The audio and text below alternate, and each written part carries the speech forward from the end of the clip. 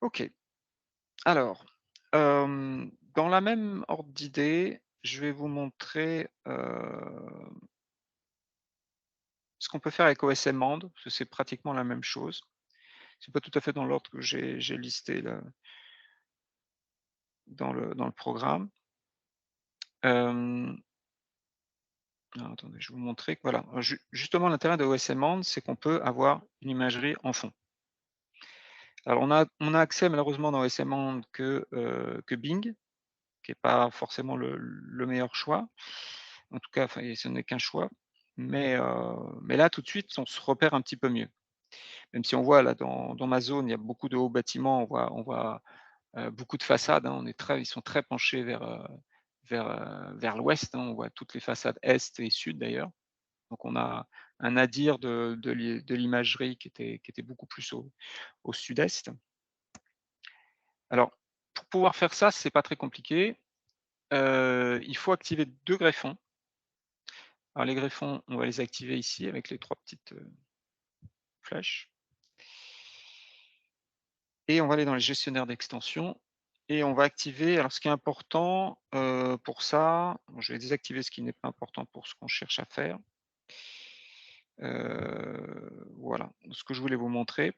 On a besoin des cartes en ligne. Les cartes en ligne, c'est ce qui va permettre d'avoir Bing en fond, en particulier. Après, j'en profite pour, activer enregistrement d'itinéraire et les notes audio-vidéo.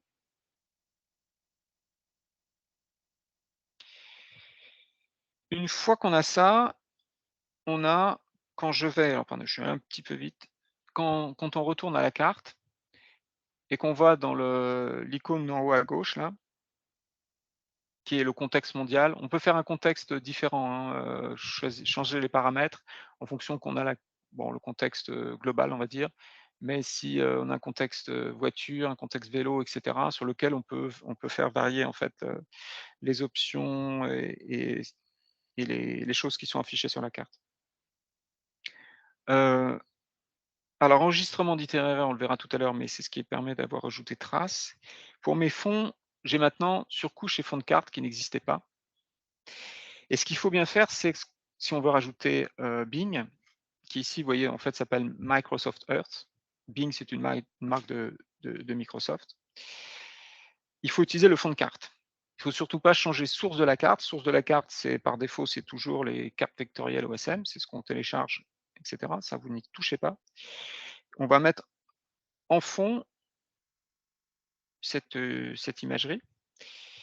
Alors, quand on le fait par défaut, on commence quand vous commencez, c'est inactif. Donc vous activez.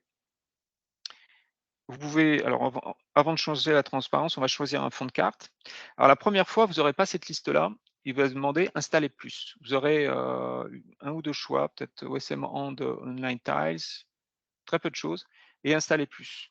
Donc là, vous êtes complètement obligé d'avoir, de la connexion internet. Vous cliquez sur installer plus, il va rechercher la liste de ces fonds de carte et ensuite ça s'affiche et vous allez choisir celle que vous voulez. Hem Ce qui m'intéresse là en particulier, c'est donc Microsoft Earth. OK, je crois que je l'ai choisi, voilà, ici. Earth, ça veut dire c'est Bing, hein, tel qu'on voit, il y a que de l'imagerie. Hybride, il y a un mix avec les données, de Microsoft, il y a les routes et cetera, donc ça nous intéresse pas. On va faire appliquer et ensuite quand vous voyez là, la transparence, il permet de voilà, si la carte qui se trouve au-dessus est complètement transparente, on voit plus rien. Si elle est pas transparente du tout, elle masque l'imagerie. Donc c'est généralement bien de hop là, je recommence, c'est de la mettre à 50. OK, à peu près au milieu. On voit bien les routes, les points d'intérêt et cetera, mais on arrive quand même à distinguer ce qui se trouve dessous. Voilà et donc là, si je reprends mon exemple, hein, j'avais autour de moi, je me dis un restaurant, bah là, je peux le pointer directement, sur un bâtiment, hein, OK? Alors j'ai pas la possibilité de faire un calage d'imagerie, donc si je vois que c'est un petit peu décalé, il faut que j'en tienne compte, OK? Vous voyez que là, on a l'impression que là, j'ai un c'est une buvette là, un truc comme ça, qui se trouve là au milieu de la route ou même sur le bord de l'autre côté de la route. Bon, c'est-à-dire et on voit que les routes, elles ont tendance à passer là vraiment devant les maisons, donc il y a un petit décalage qui va par là. Donc, mon restaurant, admettons qu'il soit, sur ce bâtiment-là, là, à l'intérieur, déjà il faut viser la base et puis après je vois que j'ai un décalage, donc il faudra que je le mette un petit peu par là, quoi. Mais c'est quand même déjà je suis beaucoup plus précis que, si j'ai rien du tout comme j'avais tout à l'heure sur Organic Maps. Donc ce que je fais là, j'ai pas un bouton pour dire: «Je vais commencer à créer un nouvel objet». Je vais faire un appui long, qui est un appui long sur lequel on peut faire plein de choses, hein, avec OSM-And, hein. On peut rajouter un un favori, comme on dit, on peut se partager l'information de localisation avec quelqu'un d'autre. Mais on a une série ou une navigation évidemment, comme on l'avait fait la dernière fois. On a une série d'actions possibles et comme on a activé l'édition OpenStreetMap, on a maintenant ces possibilités qui sont apparues. Créer un point d'intérêt et signaler une anomalie. Alors le point d'intérêt, c'est ce qu'on fait si on veut créer un nouvel objet dans OpenStreetMap, sous forme de point d'intérêt, hein. Là encore, on ne crée que des points, en fait, ni de ligne ni polygone. L'anomalie OSM, c'est ce qu'on appelle la note, hein. Je crois que je vous ai déjà montré les notes la première fois quand j'avais fait OSM.org, j'ai présenté OSM.org, c'est cette localisation et ce commentaire qu'on laisse en surcouche de la carte sur lequel on indique quelque chose a changé, on va dire, hein. C'est pas une donnée qu'on crée, c'est un commentaire géolocalisé qu'on laisse sur la carte.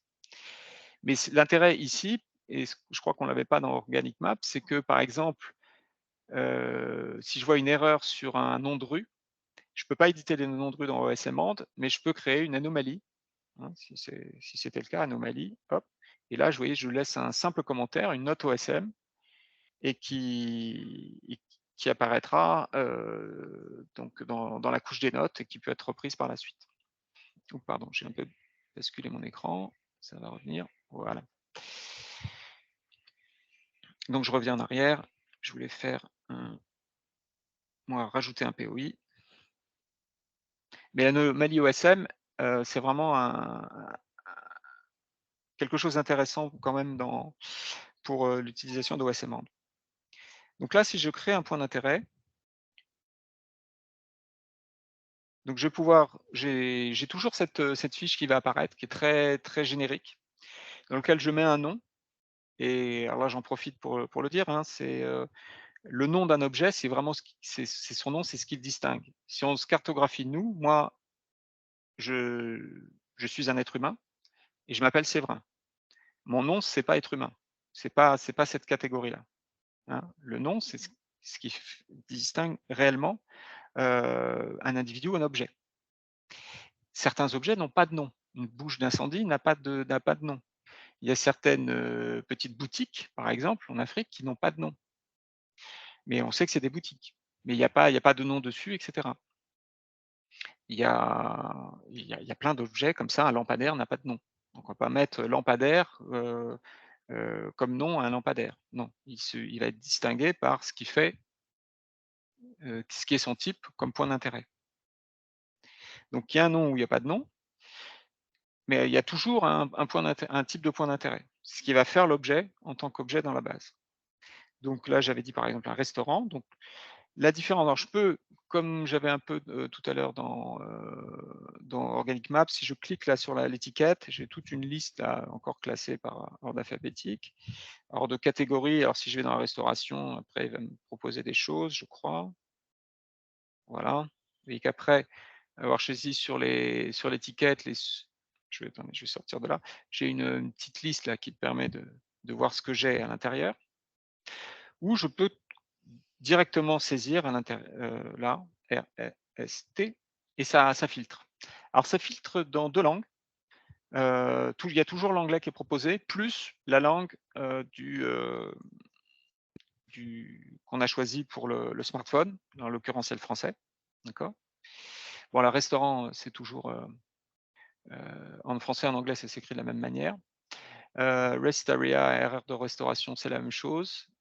Et alors ce qui est drôle, oui, parce que restauration rapide, c'est fast food, et donc ça s'écrit pas ERST, c'est pour ça que c'est pas proposé, heu, par OSM-And. Donc là, bah, soit je continue à saisir, mais je peux hop, là je me suis trompé, hop, hop, hop, restauration, je vais aller sur restaurant au milieu, hop, mon doigt.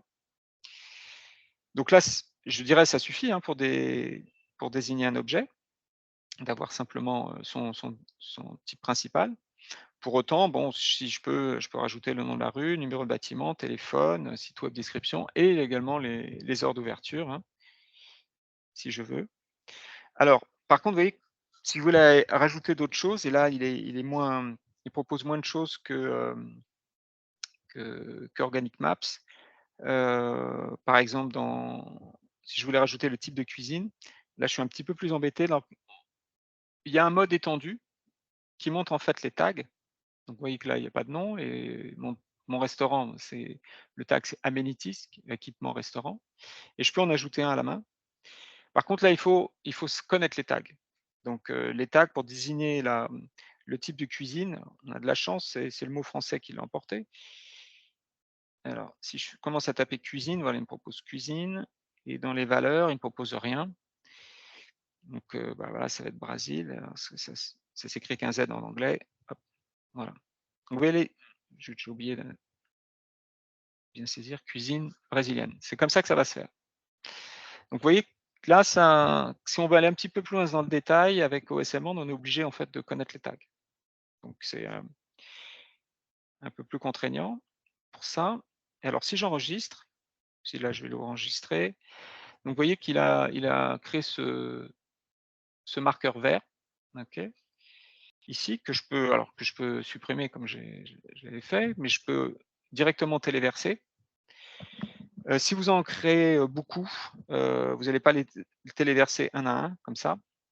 Alors je peux le reprendre, hein, avant de téléverser aussi, hein, je peux le supprimer, je peux aussi le reprendre si je clique sur action. Alors je ne peux pas déplacer je peux déplacer ceux que je crée, comme celui-là, si je fais déplacer la marque, je peux encore le bouger. OK.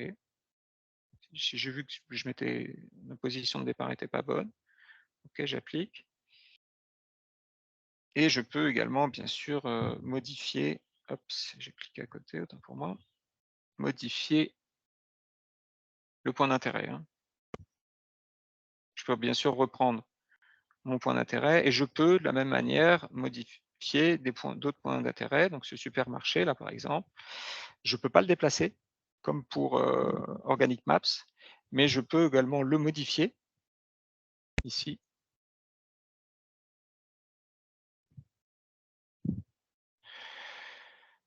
Hem Et vous voyez que là, il y a déjà des informations et cetera, étendues et autres. Alors dans étendu, on voit des informations qui n'y sont pas, par exemple, la source, qui a été faite par enquête, le fait que wheelchair yes, ça veut dire qu'on peut y aller en fauteuil roulant, est-ce qu'on peut payer en carte débit, en carte de crédit et cetera? L'ancien nom. Il y a plein de choses qu'on ne voit pas, oh pardon, dans le formulaire basique, mais qui apparaissent quand on va dans étendu et je peux éditer tout ça. Voilà. Alors, dans quel cas vous allez utiliser OSMand? C'est pas alors moi par le passé, c'est vraiment une application que j'ai beaucoup utilisée et pour vous montrer d'ailleurs que je suis capable de le faire, je vous montre parce que ça avait inspiré dans la précédente formation en anglais, il y avait un étudiant qui en voyant ça, a eu envie de faire la même chose, il avait cartographié sa ville. Donc à Salvador justement, moi, c'était il y a les années 2018-2019, j'ai vraiment cartographié, tout ce qui est autour de chez moi avec OSM en vélo, une demi-heure par-ci par-là donc toutes ces points d'intérêt que vous voyez là, ça avait été fait avec OSM Hand. OK? Je suis jamais allé hyper loin dans le détail, hein, il y a le nom, il y a bien sûr le type principal. Si je voyais un numéro de téléphone, je le rajoutais et cetera ou un numéro d'adresse. Mais toutes ces informations-là, ça a été fait par OSM Hand. À cette époque-là, c'était un moyen, très ouais, rapide de pouvoir, rajouter de l'information. On va voir que maintenant, il y a des éditeurs plus complets OK? Mais ça reste toujours utile si, par exemple, vous vous déplacez, vous allez, loin de chez vous, et vous commencez à aller dans des villages et vous voyez que, bah, vous allez, utiliser OSM Hand pour, naviguer, et vous voyez qu'à l'arrivée, il y a bah, dans ce village, le nom est pas connu. OK? Vous avez zéro internet, donc c'est pas possibilité comme on verra heu, dans d'autres avec d'autres, éditeurs qui, eux, nécessitent de télécharger la donnée existante. Vous pourrez rajouter ça, facilement dans OSM Hand, et quand vous reviendrez, à un endroit où vous pouvez choper la connexion, vous pourrez envoyer ça. Voilà. Donc ça fonctionne toujours bien, je dirais, occasionnellement, et en particulier quand vous trouvez dans un endroit où il y a pas de connexion internet.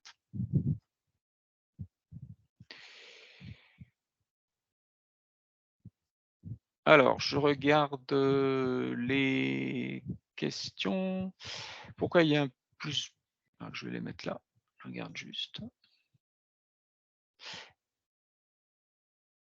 Bon, et ça, c'était là aussi la contribution en direct à OSM. Je vais vous montrer aussi qu'on peut faire des choses très intéressantes avec OSM Hand pour cartographier sur le terrain. Alors attendez, oui, je vais déplacer ça. Alors, qu'est-ce que j'ai? Pourquoi il y a un plus bleu sur le logo de l'application? Alors je ne sais pas laquelle vous prouvez. Pour montrer la connexion entre le téléphone et le PC. Je ne sais pas si vous parlez d'AirDroid, mais là, il faut contextualiser. Hormis Vespucci, quel est l'entien aussi complet pour la création des 3 entités cartographiques liées à un polygone? Maintenant ça va être Vespucci. Donc je continue, j'ai pas là de questions en lien direct. D'accord. Alors on verra qu'aussi OSM Hand, parce qu'on est capable d'enregistrer notre position et cetera, et de partager des fichiers, sous un certain format. Ça va être une très bonne, application pour coordonner le travail sur le terrain. Mais j'y reviendrai après avoir, montré d'autres applications qui permettent de cartographier. Alors